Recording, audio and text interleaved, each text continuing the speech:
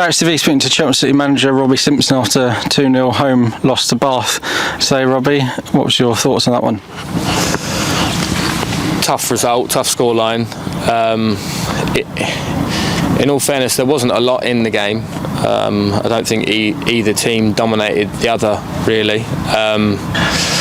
They scored with their first meaningful attack, and it was probably the first moment, other than their second goal, we changed to chase the game then, but the first goal was the first moment where we looked a bit out of sorts defensively. We didn't look, we looked all over the place really in terms of a back four, and full credit to them. You know, they exploited that with crisp passing, early decisions and conviction with the finish. And that's probably something that we then didn't have. And it's a lot harder when you're 1-0 down doing that. You do rush or snatch or make a poor decision. But yeah, that was probably their only moment of the first half, and fair play to them. They were clinical with it, and it's unlike us to look that out of sorts in terms of our shape, because we're usually quite disciplined in that. But yeah, I don't think we played badly. I thought we were okay. I didn't think we played well.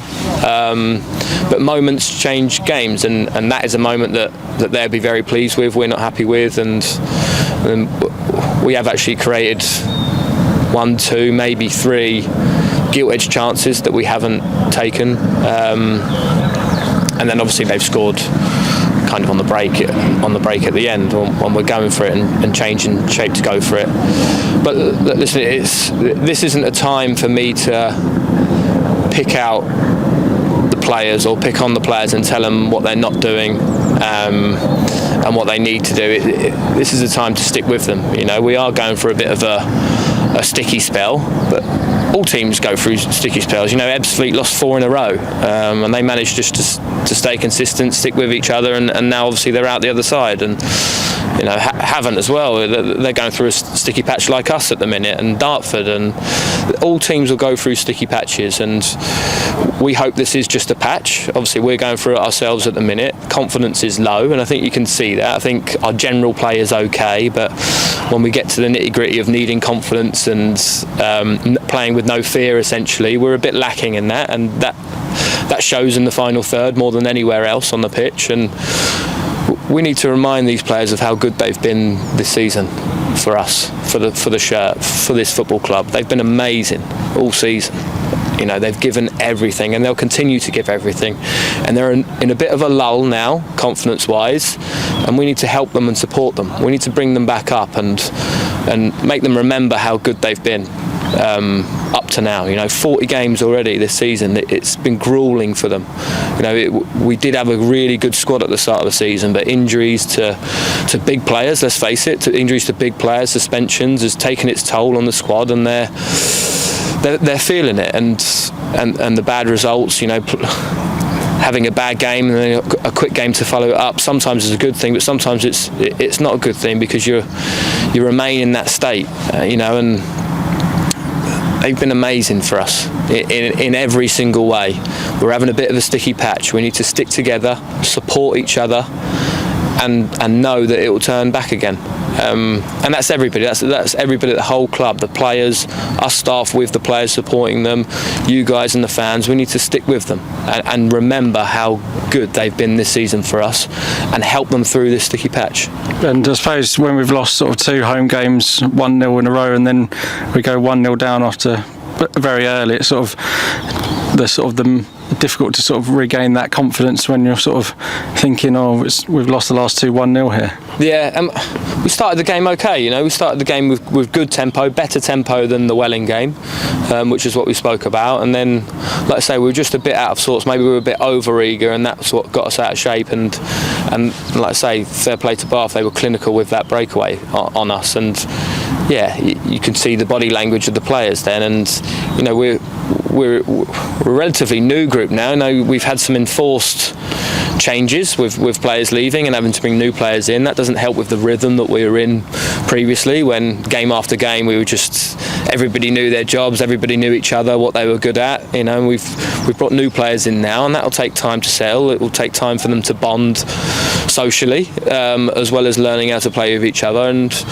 I say we're in this patch now, and we need to support them through that and give them the best opportunity to shake that fear off them and play with freedom and confidence. And when we do that, and obviously the quicker we can help them do that, the better, we'll be a very good team. And we've proven we're a very good team, so we will be a very good team. And we had a couple of new debutants today. Analdo Krasnicki and Odi Alpha both showed good moments today. How do you think they fared out there? Yeah, settled in well. You know, you can see when Odi came on what he's good at now, and it always takes time for me to see them and how for me to then equate in my head how best to use them. And I thought EK was very calm and composed on the ball.